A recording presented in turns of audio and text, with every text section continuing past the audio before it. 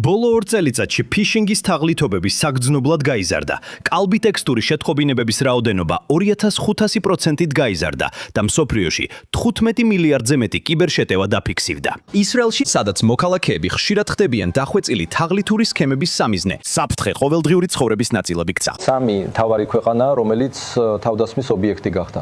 პირველი, რა თქმა უნდა, შეერთებული შტატებია, მეორეა ინგლისი და მესამეა ისრაელი. მაგრამ ომის დროს ისრაელი პირველ ადგილზე გადავიდა. უმეტესობა თავდასხმებისა შეიძლება მოდიოდეს რუსეთიდან, ჩინეთიდან, ახლო აღმოსავლეთიდან. თუ საუბრობთ სამოქალაქო აუდიტორიაზე, ანუ მასობრივ ბაზარზე, თავარი თავდასხმა ხდება SMS შეტყობინების საშუალებით. ისრაელში საშუალოდ ნებისმიერი სამოქალაქო პირი, თითოეული მოქალაქე, ყოველ კვირას იღებს 3 ასეთ შეტყობინებას.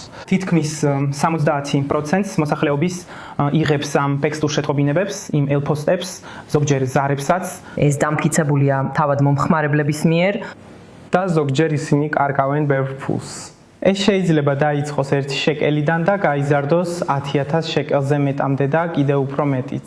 ეხლა ისრაელის ერთ-ერთი ყველაზე დიდი საკრედიტო ბარათების კომპანია Max კიბერუსაფრთხოების კომპანიასთან Cyborg-თან ერთად გაერთიანდა, რათა წინააღმდეგობა გაუწიოს. ერთად მათ წამოიწყეს პლატფორმა, სადაც ნებისმიერ ადამიანს შეუძლია რამდენიმე დაცკაპაპუნებით შეატყობინოს საეჭვო ტექსტური შეტყობინებების ან ელფოსტების შესახებ. ახლახან მივიღე შეტყობინება, SMS შეტყობინება ისრაელის პოსტიდან.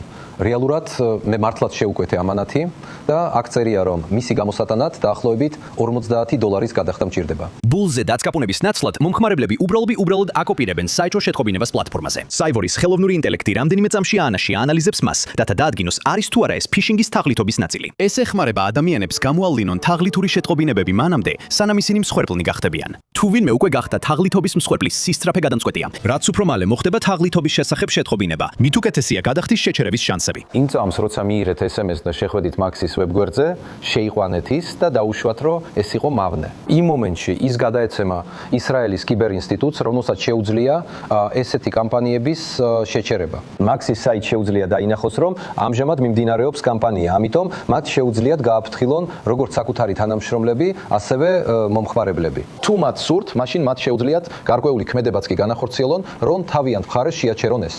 ასე რომ ეს სამხრივი სისტემა, რომელიც ყველაფერს ავტომატურად აკეთებს და კიდევ ერთხელ ეს ნამდვილად მართლა მარტივი გამოსაყენებელია. რადგან კიბერდამნაშავეები აგრძელებენ ხელოვნური ინტელექტის სონური ინტელექტის გამოყენებას ფიშინგ თაღლითობების უფრო დამაჯერებლად შესაქმნელად. ესეთი ინსტრუმენტები შეიძლება გახდეს თავდაცვის აუცილებელი პირველი ხაზი.